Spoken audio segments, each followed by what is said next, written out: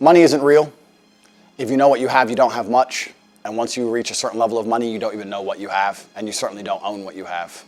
Outside entities, which you may have a stake in, own what you have. People who have a lot of money understand. It's very difficult for me to even say how much money I have, but I can have anything I want, anytime I want.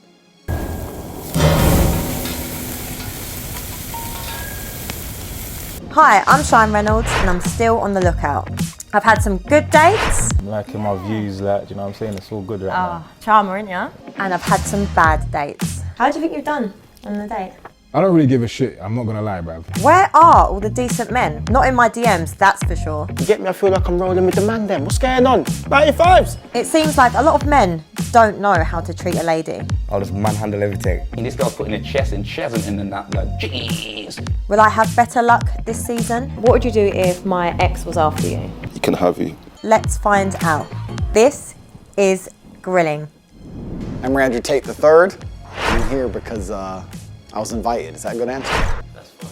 Yeah, I was invited. So I thought I'd come along. Why not? There's already love in the universe. I've already found love. I found love with reality, my friend. I'm already in love. I'm in love with waking up every day. You know, there's people who are trying to stop me breathing and they've yet to succeed. I'm already in love. Life's great. I used to think that it was the man, and I was actually accurate, thinking that it was the man who was selling himself to the woman. But once you reach a certain level of achievement as a man, it's the woman who's trying to sell herself to you. I've handled a bunch of difficult situations in my life. I'm not intimidated. Let's leave it at that. We'll see how it goes. I would say I'm pretty confident, yeah, overall. Yeah, I think confidence is born from adversity, right? Everything that doesn't kill you makes you stronger. Can Cheyenne ask you whatever she likes? Anything she likes, find the most difficult question on the planet, tell her to throw her question card away, write a new one. I'm ready. I better be good. I better struggle, which is obviously impossible. So she should at least try to make me struggle. I spent my life fighting in the cage. I'm not scared of her. I think relationships are a beautiful thing. I think that the synergy between men and women are a beautiful thing if they are correctly collaborated. I think that that's what makes society function. I think that's what makes the world function. I think that men and women falling in love and having children and having families are very, very beautiful things as long as it's done correctly, as long as the woman obeys like she's supposed to. And I think the world can be a beautiful place as long as gender roles are not misconstrued and misunderstood. So if Sean doesn't understand that, I'll correct her quickly and we'll fix the world and we can move on.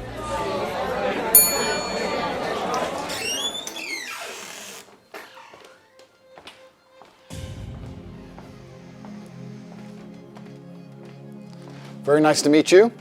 Hello. Hi. You look really nice. Thank you. Let's do two kisses. 1, 2. Ah, very nice to meet you. What's Very your nice to name? meet you. Andrew Tate. What's your name? Andrew. Nice to meet you. Cheyenne. Or Cheyenne Reynolds, if you're doing this whole thing. Cheyenne Reynolds. We're gonna do official. Yeah.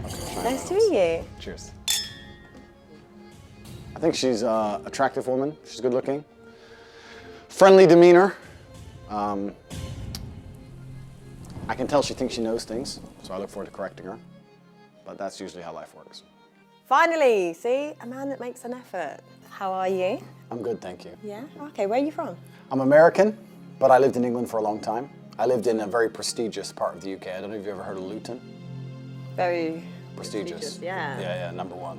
Luton, okay. Was not expecting that. So I was in Luton for a while, and now I live in Europe, so I've just wow. come in. Yeah. Okay, because your accent, it's like really different, isn't it? It's pretty mixed up. I'm like a street dog, my dear. I've been here, I've been there. Half American, half English, half Luton, half everything else. A bit of a mix. Bit of a mix. That's cool. So how did you get here today? I flew in this morning. Flew in. It's different, something different. Yeah. Jump on the jet. You flew in on a jet. Who is this guy? What about you? You have a mix, no? Yeah, my family, we're Caribbean and English. So the Caribbean side's the crazy side? Or Nice. the English side's the crazy side? I'd say the Caribbean's the fun side. You know, a Fun bit side? of spice. So you're fun and crazy? Not crazy. It's the beginning of the day, you can't lie. Do I look like I'd lie to you? Yes. I'm not a liar, actually. You're not a liar. Everything you tell me for the rest of this episode is going to be a complete truth. Yeah. Promise me. Yeah. Say I promise. I promise. No, I really promise. We'll see. All honest thoughts and opinions. We'll see. All right, we'll see. Yeah. So what do you do? Let me think of a lie. Give me a second. No, you can't lie. You have to tell the truth. I don't have to tell the truth. Why? We already agreed you're telling the truth. There's only one of us can tell the truth, one of us can lie. That's not good stuff. I'm a shoe salesman. I sell shoes, socks, shoe accessories, polish, etc., etc. Yeah? Yeah, I sell shoes. Yeah. You good at it? I'm doing all right. Yeah? I'm surviving. Sold 2 pairs of shoes yesterday. Life's good. Okay, that's good. He's a liar. So tell me a bit about you, Andrew. I'm not comfortable opening up too much. Oh, really? Yeah, because you know you might work for John Law and the government. No. I have to be careful what I say. Oh, so it's not commitment issues? It's not commitment issues. It's You more sure? just like legality issues.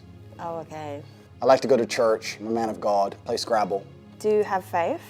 Okay, this is good. This is an interesting conversation that we can have on camera, which is. I'd say my personal journey with God is between me and God. So I'm not one of those people that is like, yes, I go to church, or yes, I do this. Don't you think that's a bit like lazy Christianity? No, not really, because for me, I believe in love and I believe in faith, and I don't think it's just one religion that you need to follow. You know, I've got friends that are Muslim. I agree. I've got friends that are Christian. You know, I've got friends that are spiritual, so I don't put myself in one category. I understand and I respect that completely, but don't you think out of respect for God himself, whether you're in Dubai and you go to the mosque or you're in England, you go to the church, you should get up early on a Sunday, despite all the booze, and get up and take an hour out of your life and just show some respect? Don't you No, agree? because everyone's journey with God is personal. You can be a lazy spiritualist, a lazy Christian, you can be a lazy kickboxer, right? I'm a kickboxer, but I don't train. Okay. I understand. You're lazy, it's okay. I'm not lazy. Do you have time for God? Absolutely. That's good. Do you get up early on a Sunday? Completely. That's good. Every single Sunday, of course. That's amazing. And I think that being religious is a beautiful thing, and I think that a lot of people try and say they're spiritual or they're religious in a way, copping out on the 1 hour a week. It just feels a bit lazy to me. I think you can always find an hour a week. Yeah. No, you definitely could. So maybe God sent me here to make you go to church. Maybe. Maybe you're here to enlighten me. Maybe that's why, yeah. Yeah? What kind of man are you? What's the spectrum? I need you to quantify it for me. Who's at the bottom and who's at the top? For me, I'd just say top, like a high value man. What would you say constitutes a high value man? A high value man is someone that is successful financially. Okay. I'd say it's someone that's got a lot of integrity and good morals, that is very well respected, is very sure of himself, but also is a very family orientated man. That's, for me, a high value man. Okay, it's fine. I'm a high value. He's very sure of himself. Yeah, so what's a high value man for you? Pretty much basically what you said. I think a high value man is a capable man. I think capability can be judged in many different ways, and capability is something which varies depending on the situation. You need a man who is capable of doing lots of different things that he doesn't do very often. You need a man who's capable of being violent when the time appears. Of course, you need a man who's capable of making money. You need a man who can kill somebody and hold a baby in the same day. You need a man with a very broad spectrum of qualities and assets and capabilities. And this is actually what the most difficult thing about being a man is. Most people, when I say most people, let me change that. Most females don't respect how difficult it is to become a high value man. Because to become a high value man, you need to have so many different qualities and so many different capabilities. It's a very difficult thing to do. You need to be funny and smart and charismatic and interesting with stories and strong and rich with a nice car and a nice apartment. Whereas to be a high value female, you need to be hot. If you're nice, it's a bonus, but it's not even that necessary. That's it. If you're a pretty female, even if you're a piece of shit person, you're gonna get messages on Instagram. Yeah. Whereas if you're a good-looking man who lives with his mother, you ain't getting any messages. Not really. I think so. I think that if you're a good-looking man, that's all you have going for you, I don't think you're gonna succeed very well in life. I know there's very, very pretty girls who have nothing else going for them that manage to do very, very well. Yeah. Do you play chess? I'm okay at it. But if you look at the chessboard, right, the queen gets to jump all over the board, and the king has to move one square at a time, and I think that's done very purposefully. If you go to Monaco and you see a yacht, and you see a man on that yacht, he had to work his entire life, and network his entire life, and get up early, and deal with stress, and tax problems, and police problems, and work his ass off to buy that boat. What did the girl have to do? The girl who's on that boat, the 19-year-old Ukrainian. She had to get a message on Instagram, boom.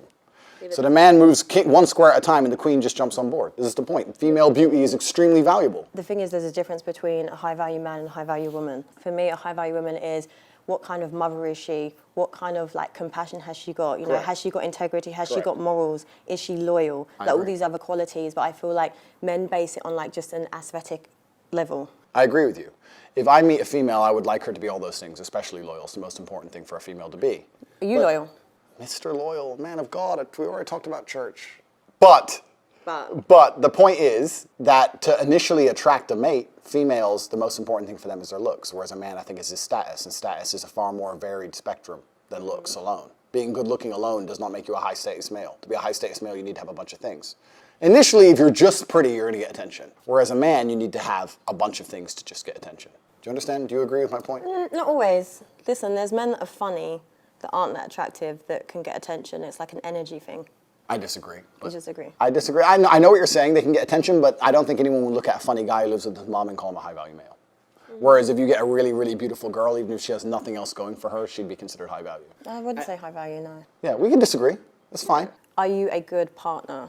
The best, of course. The best. What makes you the best? Besides you and the police, I don't often answer questions. Okay. He's definitely had a police interview in the past. I don't like to answer open-ended questions because I feel like they're a trap. Why? Because when you speak a lot, it's how you end up getting trapped, right? It doesn't matter if it's a police interview or anything else. The more you talk, the worse.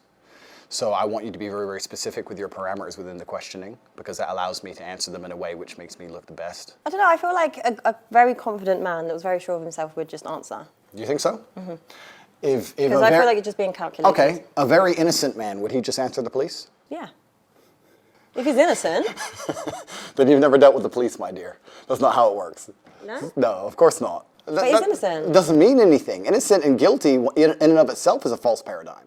You have to understand that the world we live in, there is no black and white. There's no such thing. It's all a sliding scale. If they want to find you guilty, they'll find you guilty. I guarantee you sold something to a mate on eBay 7 years ago, didn't pay tax, boom, you're going to jail. I'm enjoying this conversation, and I understand every point she's making, and I'm being deliberately abrasive. However, the truth is about the masculine-feminine dynamic is that females like men who are completely in charge and run their life exactly how they want, and they comply and bend to the man's wills and lifestyle. To come along to a woman and say, how do you want me to be so that you like me is a death